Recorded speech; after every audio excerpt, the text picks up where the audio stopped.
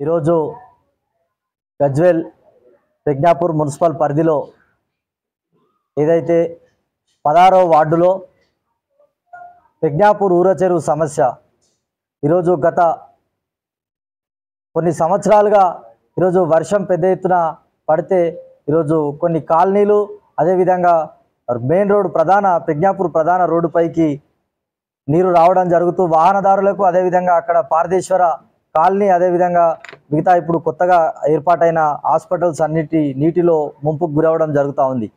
దీనిపైన ఏదైతే గజ్వేల్ ఈ యొక్క ప్రజ్ఞాపూర్ సంబంధించి ముంపుకు గురి అయిందని తెలియగానే భారతీయ జనతా పార్టీ బృందం మేము పర్యటించి ఆ యొక్క ముంపులో మేము పర్యటించడం జరిగింది. పర్యటించినప్పుడు మాకు తెలిసిన విషయాలు ఏంటంటే ప్రజ్ఞాపూర్కు సంబంధించి ఊర చెరువు ఏదైతే నీరు బయటకు రాగానే కాలనీలు ముంపుకు గురవుతూ అదేవిధంగా ఇప్పుడు నిన్న ప్రెస్ మీట్ పెట్టినటువంటి విజయవర్ధన్ గారు మా వెంచర్కి ఎటువంటి సంబంధం లేదంటున్నారు. వెంచర్కి ఎటువంటి సంబంధం లేకపోతే ఇప్పుడు మీ వెంచర్లో ఉన్న ప్రధాన రోడ్డు ఏదైతే ఇప్పుడు ఇక్కడ నుంచి ప్రధాన రోడ్డు ఉందో ప్రధాన రోడ్డును ఎందుకు అడ్డంగా ఈరోజు జేసీబీలతోని పలగజీరితే ఈరోజు అక్కడ నుంచి నీళ్లు పోయినాయి. దానికి సంబంధించి మా దగ్గర విజువల్స్ ఫొటోస్ కూడా ఉన్నాయి. ఎందుకు రోడ్డును జేసీబీతో తీస్తే ఆ నీళ్లు పోయినాయి, మరి మీరు మా వెంచర్కి ఎటువంటి సంబంధం లేదని మాట్లాడుతూ ఉన్నారు. ఈరోజు వెంచర్కి సంబంధించి ప్రధానమైనటువంటి కాలువల కూడపడం వల్లనే ఈరోజు ముంపుకు గురవుతుందని చెప్పి మేము తెలియజేశాం. ఆ సమస్యపై గజ్వేల్కి సంబంధించి భారతీయ జనతా పార్టీ ఆధ్వర్యంలో మేము కలెక్టర్ గారికి ఒక వినతి పత్రం ఇచ్చి వారం రోజులు గడుస్తూ ఉన్నా కూడా ఎటువంటి చర్యలు మున్సిపల్ అధికారులే కానీ అదేవిధంగా నీటిపారుదల శాఖ సంబంధించినటువంటి అధికారులు కానీ ఎటువంటి చర్యలు తీసుకోలేదని చెప్పి మేము భారతీయ జనతా పార్టీ పక్షాన ధర్నాకు పిలుపునిస్తే ఈరోజు ధర్నా తెల్లారి ప్రెస్ మీట్ నిర్వహించినటువంటి మాజీ సర్పంచ్ విజయవర్ధన్ రెడ్డి గారు ఈరోజు ప్రెస్ మీట్ పెట్టి బీజేపీ పైన అదేవిధంగా బీజేపీ నాయకుడు మాజీ మున్సిపల్ చైర్మన్ గారు భాస్కర్ గారి పైన అవాక్కులు చెవాక్కులు మాట్లాడుతూ ఉన్నారు. ఈరోజు 10 ఏళ్ళు బీఆర్ఎస్ ప్రభుత్వం ఇక్కడ నుంచి ముఖ్యమంత్రిగా ఉన్నారు. మీరు ఏదైతే భారత రాష్ట్ర సమితిలో మీరు చేరిన తర్వాత మీకు ఏదైతే ఇల్లీగల్కి సంబంధించినటువంటి వెంచర్లను క్లియర్ చేసుకున్నారు తప్ప ఈరోజు ప్రజలకు ఇక్కడనే ఇదే పెద్ద తలామానికం అవుతుందని చెప్పి ఈ వెంచర్ను అమాయకులను ఆ రోజు ప్లాట్లు కొనబెట్టి ఈరోజు దానికి సంబంధించినటువంటి ఈ ఇష్యూని ఎందుకు క్లియర్ చేసుకోలేకపోయినావు ఈరోజు చెప్తా ఉన్నారు, సిగ్గు లేకుండా చెప్తా ఉన్నారు. 14 కోట్లు కేటాయించండి కేసీఆర్ గారు దానికి సంబంధించి నాలాలకు సంబంధించి అంటున్నారు. 14 కోట్లు కేటాయించిన విషయం తెలిసింది. మరి 14 కోట్లు తెచ్చి ఈ 10 ఏళ్లలో మీరు ఎందుకు కాలువలను తీపియలేకపోయారు? మీ అసమర్థత కాదా అని చెప్పి మేము అడుగుతా ఉన్నాం. ఇలా బీఆర్ఎస్లో మీరు ఒక బానిసత్వపు మనస్తత్వంతో కేసీఆర్ దగ్గరికి పోయి ఈ డెవలప్మెంట్ అడిగే ధైర్యం మీకు లేదు కాబట్టి ఈరోజు 14 కోట్లు కేటాయించాం కానీ పనులు స్టార్ట్ కాలేదంటే అది మీ అసమర్థతనే కదా అని చెప్పి మేము ఈరోజు అడుగుతా ఉన్నాం. అదేవిధంగా ఈరోజు నిన్న ప్రెస్ మీట్లో మేము క్రమబద్ధీకరించుకున్నాము ఈ వెంచర్ను ఆ కలెక్టర్ లెవెల్లో ఆర్డీఓ లెవెల్లో అని చెప్పి పేపర్ రన్ షో చేస్తున్నావు. కారణం ఏంది? ఈరోజు ఎల్ఆర్ఎస్ లేకుండా నువ్వు ఇల్లీగల్గానే వెంచర్లు చేస్తేనే కదా క్రమబద్ధీకరించుకున్నావు అధికారం వచ్చిన తర్వాత. నిన్న ఆ యొక్క మున్సిపల్ చైర్మన్ గారు భాస్కర్ అన్న గారు కూడా నిన్న చెప్పారు, మంత్రి హరీష్ రావు గారు దాని మీద యాక్షన్ తీసుకోవాలి, ఆ వెంచర్కి సంబంధించి చాలా అనుమతులు లేవు, అది నాలాలు కూల్పడం జరిగిందని చెప్పి గత మంత్రి హరీష్ రావు గారు మున్సిపల్ చైర్మన్ గారికి చెప్తే ఏదైతే బీఆర్ఎస్ పార్టీలో ఈ ప్రతాప్ రెడ్డి గారు జాయిన్ అయిన తర్వాత ఆ యొక్క విషయాన్ని మంత్రి గారు గాలికి వదిలేసిరని చెప్పి నిన్న మా మాజీ మున్సిపల్ చైర్మన్ గారు మొన్న చెప్పడం కూడా జరిగింది మా భాస్కర్ అన్న గారు.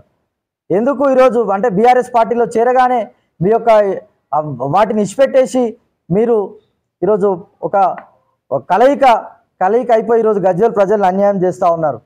ఇలా నువ్వు ఇంతవరకు ఒక వార్డు మెంబర్గా గెలవని ప్రతాప్ రెడ్డి 20 సంవత్సరాలుగా గజ్వేల్ ప్రజలను పీడిస్తూ ఈరోజు నువ్వు గజ్వేల్లో తిరుగుతూ ఉన్నావు. నువ్వు ఈరోజు భారతీయ జనతా పార్టీ మీద అవాక్కులు చెవాక్కులు పేలుస్తూ ఉన్నారు. 11 ఓట్లు అని చెప్పి 10 ఓట్లు అని చెప్పి అవాక్కులు చెవాక్కులు చేస్తూ ఉన్నారు. భారతీయ జనతా పార్టీ పుట్టినప్పుడే 2 ఓట్లతో మొదలై ఈరోజు మహాప్రపంచనం లాగా భారతదేశాన్ని పరిపాలిస్తుంది గొప్పగా. ఈ యొక్క ఎటువంటి అవినీతి మరక లేకుండా ఇలా ప్రధానమంత్రి గారు పెద్ద ఎత్తున భారతీయ జనతా పార్టీ పరిపాలిస్తూ ఉంది. అదేవిధంగా ఈరోజు మున్సిపల్ మొన్న జరిగిన ఎంపీ ఎన్నికల్లో భారతీయ జనతా పార్టీకి అత్యధిక ఓట్లతోని ఈరోజు మున్సిపల్లో అత్యధిక ఓట్లతో మెజార్టీకి వచ్చింది, ఆనాడు మీ ముఖం ఏడ పెట్టుకున్నారని చెప్పి మేము అడుగుతా ఉన్నాం. అదేవిధంగా మీ పక్కనే కదా మీరు అందరూ పోయి ఇదే రాయపూల్ దౌలతాబాద్లో పనిచేసారు కదా, మరి దుబ్బాకలో బీజేపీ గెలవలేదా అని చెప్పి మేము అడుగుతా ఉన్నాం.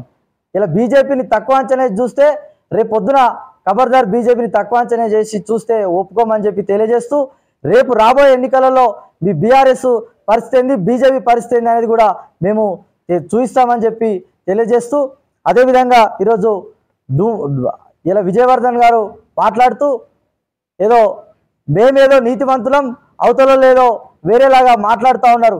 మీ తండ్రి గారే కదా ఈరోజు 2018 అసెంబ్లీ ఎన్నికలలో కేసీఆర్ గారిని ఓడగొట్టమని హరీష్ రావు గారు ఫోన్ చేసిర్రు అని చెప్పి ఈరోజు మా దగ్గర వీడియో కూడా ఉంది, షో చేస్తాం. ఫోన్ చేసిర్రు అని చెప్పారు కదా. మళ్ళీ గత వారం 15 రోజుల కింద మీరు ఇదే క్యాంప్ ఆఫీస్లో ప్రెస్ మీట్ పెట్టి నేను కేవలం రాజకీయాల్లో నిలదొక్కుకోవడం కోసమే ఆ అబద్ధపు మాట చెప్పినా అని చెప్పి మాట్లాడుతూ ఉన్నావు. నువ్వు ఈ 20 ఏళ్లలో గజ్వేల్లో తిరుగుతూ నిలదొక్కుకోవడానికి ఎన్ని అబద్ధాలు ఆడి ఉంటావు, ఈరోజు ఎన్ని ప్రజలను ఎంత మోసం చేసి ఉంటావు అని చెప్పి ఈరోజు ఆలోచించాల్సిన అవసరం ఉందని చెప్పి మేము తెలియజేస్తూ ఉన్నాం. అదేవిధంగా నిన్న మున్సిపల్ ఆఫీస్ ఏదైతే ఎమ్మెల్యే క్యాంప్ ఆఫీస్లో నువ్వు ఏ హక్కుతోని ప్రెస్ మీట్ పెడతావు అని చెప్పి మేము అడుగుతా ఉన్నాం. గతంలో ఈ యొక్క ఎమ్మెల్యే క్యాంప్ ఆఫీస్ను మీరు మీ బర్త్డేలకు అదేవిధంగా మీ బీఆర్ఎస్ కార్యకలాపాలకు అడ్డగా మారిస్తే మేము ధర్నా చేస్తే మీరు ఆ రోజు కూడా ప్రెస్ మీట్ పెట్టి ఏదో అవక్కులు మాట్లాడిరు. మరి ఈరోజు ఏ విధంగా ఈరోజు ఎమ్మెల్యే క్యాంప్ ఆఫీసా లేకపోతే రియల్ ఎస్టేట్ అలా వెంచర్లు చేసి అమ్ముకునే వాళ్ళ అడ్డానా లేకపోతే అది ప్రజా సమస్యలు సేకరించే అడ్డానా అని చెప్పి మేము అడుగుతా ఉన్నాం. ఇప్పటికైనా భారతీయ జనతా పార్టీ మీ యొక్క తప్పిదాలను బీఆర్ఎస్ ప్రభుత్వం ఏదైతే 10 ఏళ్ళు ఇక్కడ జరిగిన తప్పిదాలను మేము భారతీయ జనతా పార్టీ పక్షాన ఎత్తి చూపుతూ మేము కొట్లాడుతూ ఉన్నాం. ప్రజా సమస్యల పరిష్కారానికై మేము భారతీయ జనతా పార్టీ పక్షాన కొట్లాడతామని తెలియజేస్తూ, మీ తాటాకి చప్పులకు మేము భయపడమని చెప్పి మరొకసారి హెచ్చరిస్తూ ఉన్నాం. ఖబర్దార్ అని చెప్పి తెలియజేస్తూ ఉన్నాం.